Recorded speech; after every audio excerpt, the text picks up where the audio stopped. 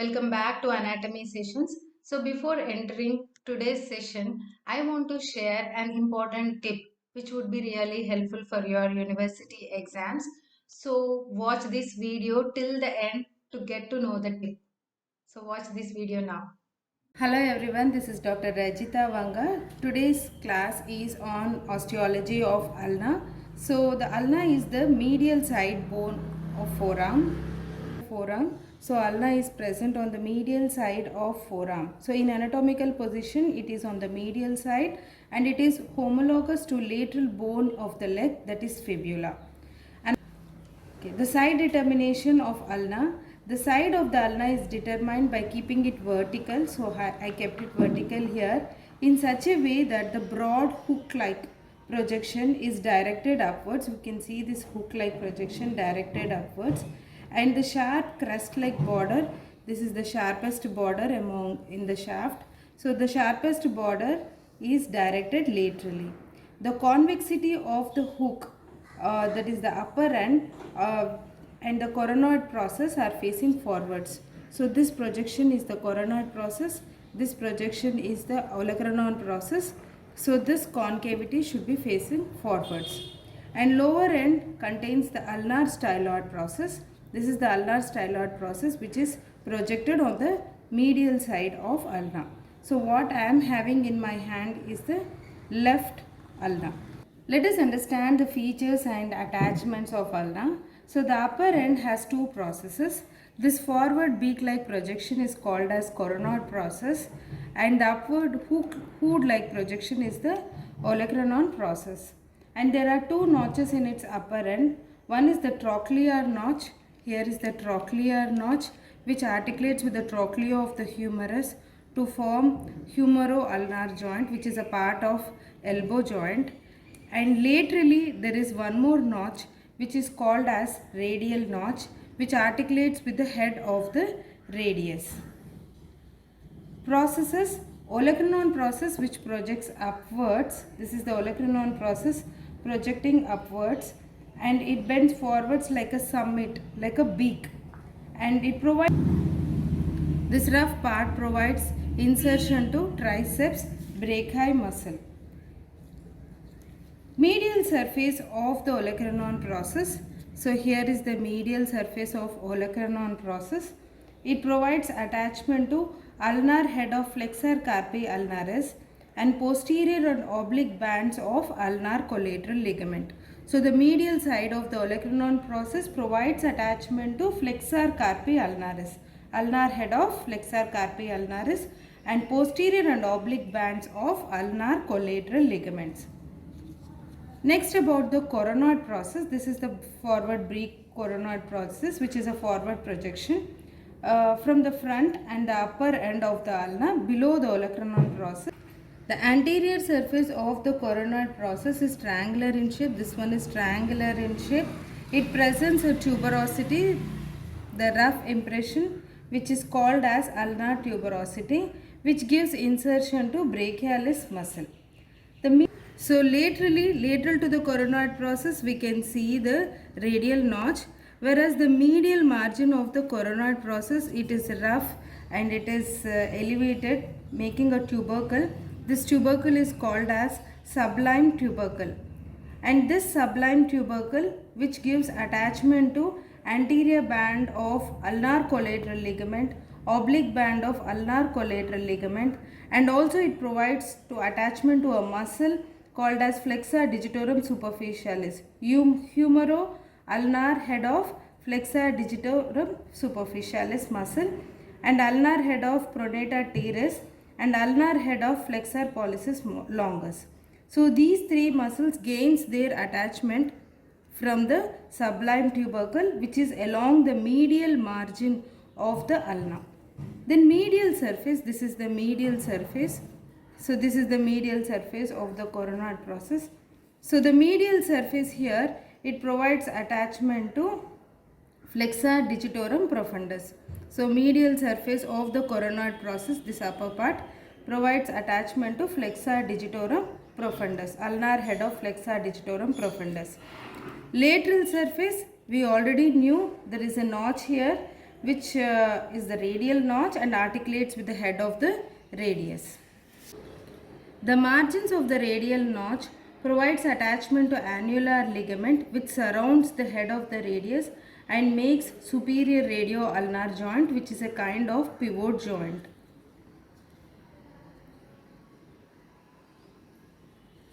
Just below the radial notch, this fossa is called as supinator fossa. The lower part, lateral surface of the coronoid process, this part just below the radial notch is the supinator fossa, which provides attachment to supinator muscle. And we already heard of trochlear notch, which is semilunar, C-shaped, and it articulates with the trochlea of the humerus to form a part of elbow joint. And radial notch articulates with the head of the radius to form radio-ulnar joint. So that is about the upper end of the radius. Next we shall continue with the shaft of the radius. The shaft has got three borders. The lateral border, this is the sharpest border, is the lateral border. Anterior border, the blunt anterior border, and posterior border. This curved is the posterior border. Lateral interosseous border, this is the sharp lateral interosseous border. It is continuous above with the supinator crust. It is continuous above with the supinator crust. And this sharp border which provides attachment to interosseous membrane. Next about the anterior border.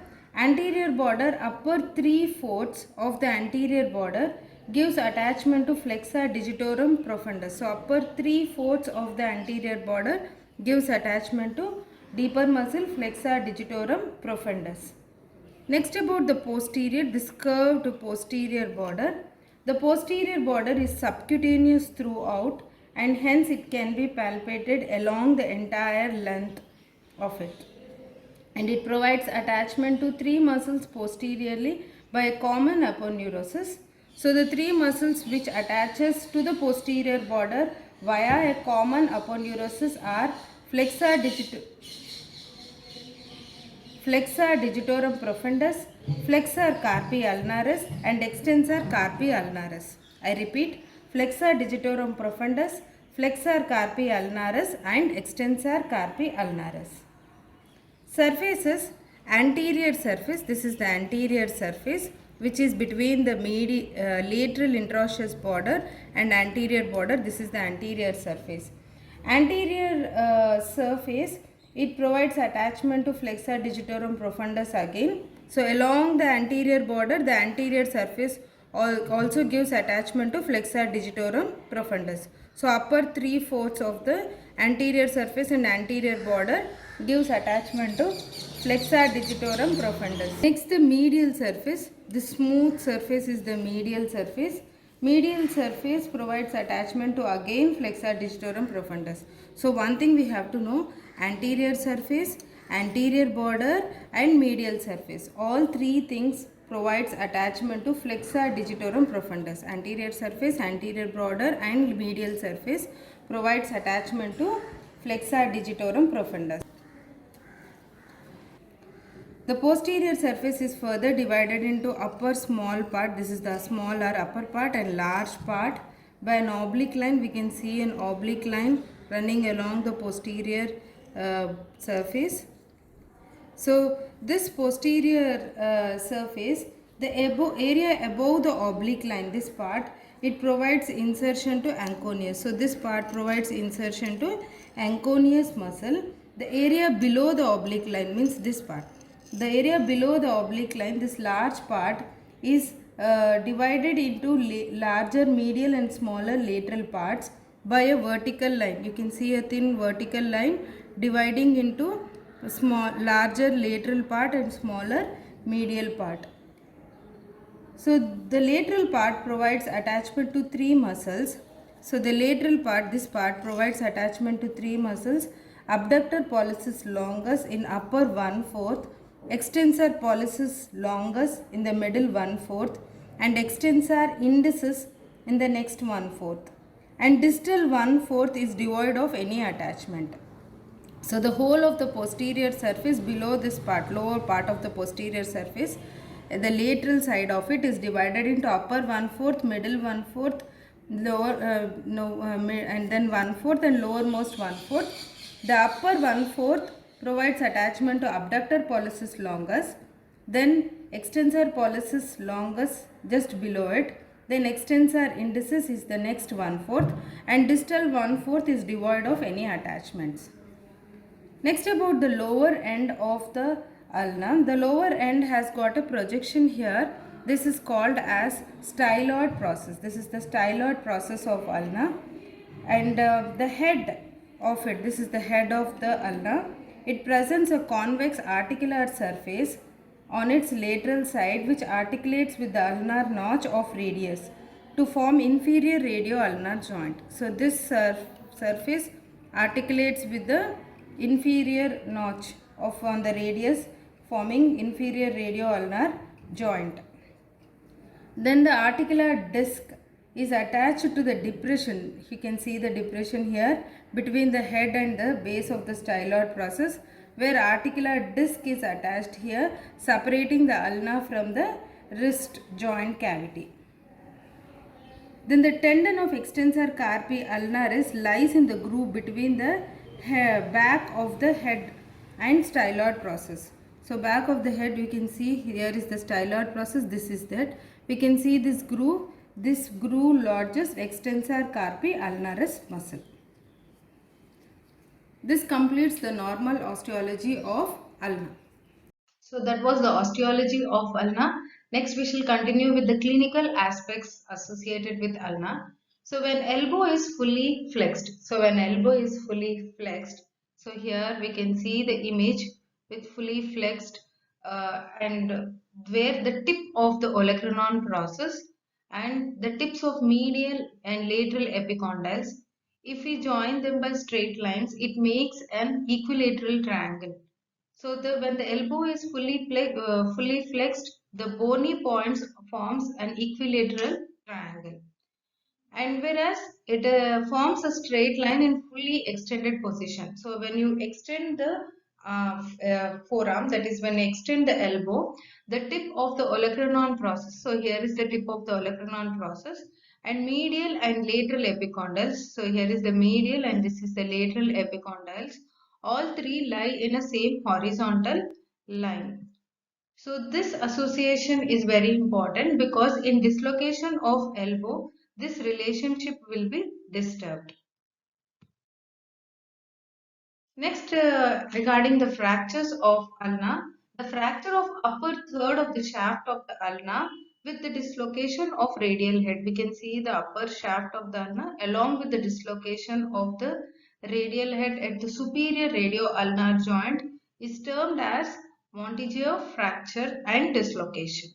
So there will be dislocation of radius along with the associated upper one-third fracture of ulna. The next fracture and dislocation is Gallisi fracture dislocation. So the fracture of lower third of the shaft of the radius associated with the dislocation of inferior radio-ulnar joint. So here the ulna is not fractured. This is ulna, you can see. We can see the fractured part of radius where the lower third of the radius is fractured, resulting in dislocation of ulna. This kind of fracture with dislocation is called as Gallisi fracture. The next fracture is the nightstick fracture. So here we can see the fracture of the shaft of the ulna, which is a direct injury when a night watchman reflexly raises. So you can see here when a night watchman reflexly raises his forearm to ward off the blow of a stick is termed as nightstick fracture. So it is a minimally displaced oblique fracture of ulna without associated fracture of radius. So it is a direct trauma of forearm. So mechanism of injury is direct trauma of forearm while in defensive stance. So that is called as nightstick fracture. So this completes the osteology of ulna along with its clinical aspects. Anatomy is very important subject and we all know it. And the key facts, diagrams, which are very much needed to score full marks in your university exams. So the tip which I am going to share in today's video is download BasidiaMed app. BasidiaMed app is available in the Play Store and it has everything. It has previous year's question papers which are solved, and also it has important questions, spotters and viva which are needed for your practicals and clinicals as well. So use my exclusive coupon code ANAT10 to get a special 10% discount which is available in for my YouTube community alone. So don't delay, download the Basidia app and avail 10% extra discount. Check my description box for link. Thank you.